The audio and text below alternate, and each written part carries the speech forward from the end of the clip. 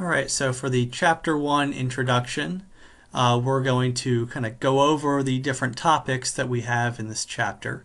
And so in this chapter, we're going to talk about bodies. And a body is any sort of collection of matter or any sort of object that we're going to analyze. We're going to talk about forces, which is anything that is going to cause an acceleration in that body. And we're going to talk about moments. And so moments are things that would cause angular acceleration and cause a rotation of that object. And so engineering mechanics is really about the interaction between these three pieces.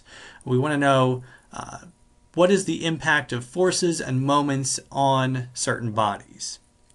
All right, so if we look at that, we've also got the basis for some other things here. So we also want to talk about Freebody Diagrams, and this is a tool that we commonly use in engineering mechanics. And so for this, we're going to draw our body, our forces, and our moments, and kind of isolate that so we only have those pieces in our diagram, and that's going to be a really powerful tool for us in terms of writing up equations. We also have Newton's 3 laws of motion. So Newton's first law states that a body at rest tends to stay at rest, or a body in motion tends to stay in motion unless acted upon by a force. All right, so the nature of that, though, is clearly defined in Newton's second law. Newton's second law says that force equals mass times acceleration. And so an acceleration is a change in velocity. Hence, if we are staying at rest or we are staying in motion, we have no acceleration. So the degree to which we accelerate is dependent on both the mass and the force that we experience. And then we've got Newton's third law, which is kind of separate. So Newton's third law says for every action, there is an equal and opposite reaction. So back in Newton's day, an action really meant a force. So we should really state this as for every force, there is an equal and opposite force.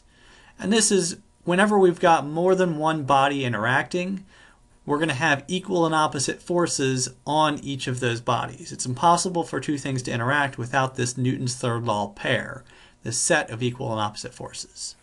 All right, so we've got Newton's 3 laws, we've got free body diagrams, and where is this going to go?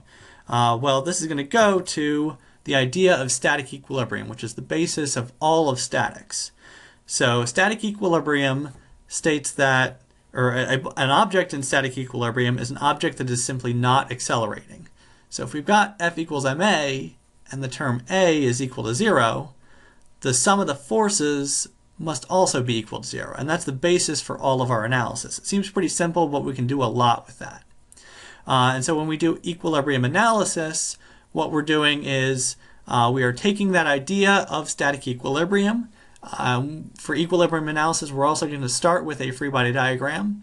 We're going to say, okay, if I've got all these forces acting on this body, if I know all these forces add up to 0, then I can do some math and say I know some of the forces, but I don't know some of the other forces. If I use what I know to find what I don't know, that is equilibrium analysis. That's what we're going to be doing throughout the entire course of statics. So that's all I have for this introduction. Thanks for listening.